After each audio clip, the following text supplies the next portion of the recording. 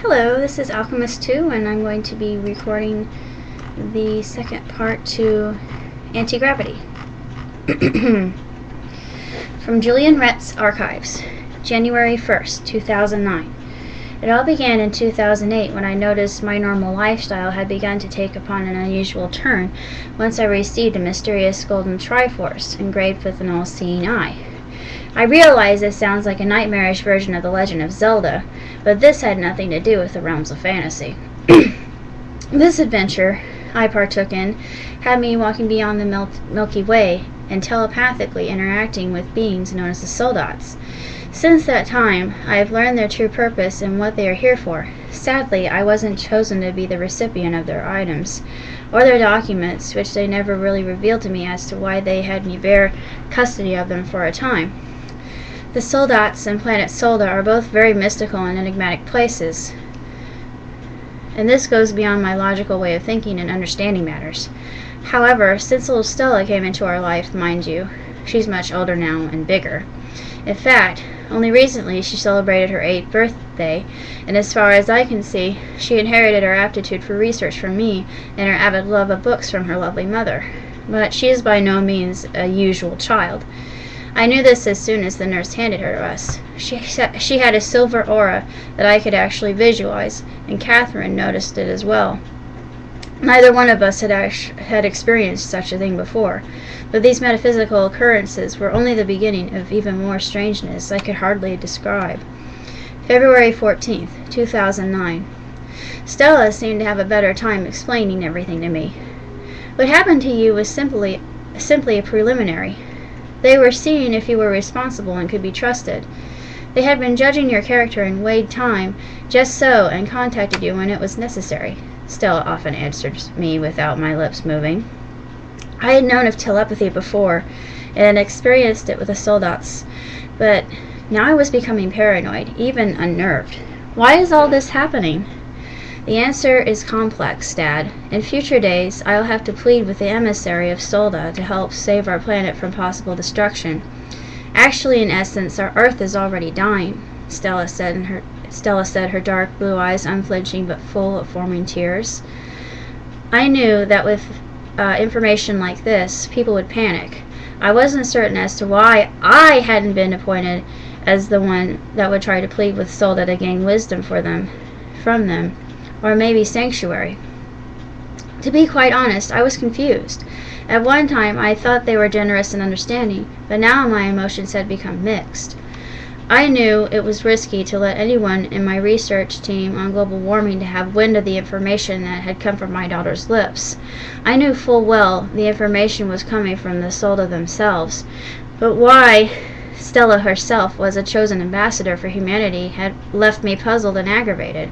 I wasn't the type to become enraged, but one day I punched the wall, startling my dog Missy. Fortunately, Catherine was at work and Stella was at school, so they didn't witness my pointless outburst. I lowered my head, feeling a large burden weighing me down to the point I could hardly move from where I stood. Don't fret any longer, Mr. Rhett. You are taking too much upon yourself. Take things as they come. Everything will become much clearer in the future, a familiar voice stated to me. As many questions as the voice gave me, I felt an unbelievable surge of calm. The anger I had disappeared and my secondary paralysis had disappeared. March 20th, 2010. As the seasons changed, circumstances started to become more bizarre. My daughter had been having conversations at the table in an alien language I determined was that of Solda. What's happening now? Catherine asked, hugging my arm, acting fearful. I had never seen my beloved wife afraid before, but I understood her trepidation. Anyone would be scared if they heard their daughter speaking in an unusual language.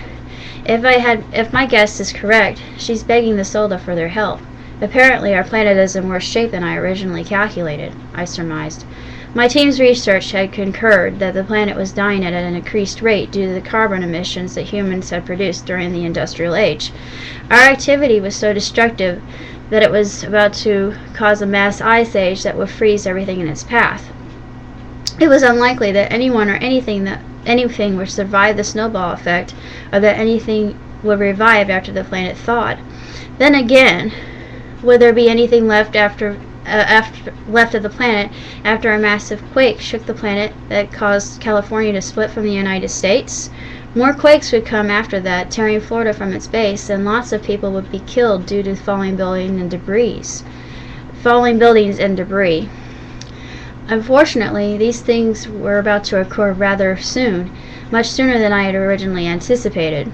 Stella, my ingenious daughter, was mankind's only hope. Bless her soul, she didn't even realize it. August 17th, 2010. The weather had been unusual for this time of month. Instead of wearing short-sleeved shorts and sandals, everyone was wearing heavy coats, mittens, wool hats, and scarves. At long last I was able to meet the emissary of the solda and got to see what the solda looked like face to face. They were just as I had seen through telepathy, or perhaps a better word for it is television. They were an amphibious people who seemed to be quite adaptable to our world. They had even dressed appropriately for the weather. I was a little irritated with them still because I couldn't understand their ways. My daughter tried to help me comprehend. She explained in their culture that it is always more acceptable for someone that needs help to beg for it. Also, it was common for them to explore other cultures by sending artifacts that had been used by their ancient people to deem whether their culture was intelligent and responsible. I wondered if we had been deemed worthy to become part of their culture. I had no idea if it meant we were to be separate from the solda or what our new life would entail, but I realized that all the records I had been keeping would have to be erased before the ships came for us, and they would only take a select few that had been marked as innocent without defect. I felt it was unfair for those who had supposed defects, but were innocent in their souls. I felt the solda were being racist and unkind, but sadly I had no say to who was taken and who wasn't. I tried getting my daughter to sway the solda to take others as well, but they wouldn't be convinced. Only a select few would be taken away to a planet we would eventually have to adapt to. April 30th, 2012. This is my last entry. I know these archives are ultimately going to be erased from existence, but writing them gives me a sense of peace and solace. Before we boarded one of the soldat's ships, which are ovular, tear-shaped, and iridescent in color scheme, I remembered everything I had believed about science fiction and how much of that has become science fact. Now I, my beloved wife, Stella, and a select trillion out of humanity are leaving. Should they somehow survive the coming natural disaster and find whatever drabbles of this archive are left, they will know that they are possibly the strongest amongst us, and a testament to our willpower to survive and desire to continue the fight for the good of all. To any survivors, Godspeed and success attend you.